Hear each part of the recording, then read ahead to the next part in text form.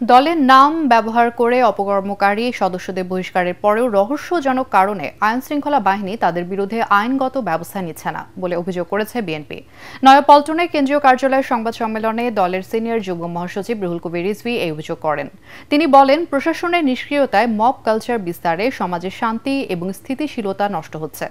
পতিত স্বৈরশাসক শেখ হাসিনার অদ্ভুত উন্নয়নের ফিরিস্তি দেওয়ার মতো জাতীয় নির্বাচন পেছানো নিয়েও নানা ধরনের বয়ান দেওয়া হচ্ছে বলে অভিযোগ করেন রিজভী।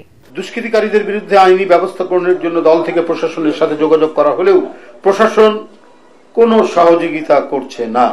অন্তর্বর্তীকালীন সরকার ক্ষমতাসীন হওয়ার পর থেকে এখন পর্যন্ত পুলিশ প্রশাসন খুব একটা সক্রিয় হয়নি, বরং কোনো কোনো ক্ষেত্রে কেউ কেউ উদ্দেশ্য প্রণোদিতভাবে কলকাঠি নাড়ছেন বলে স্পষ্টত প্রতীয়মান হয়।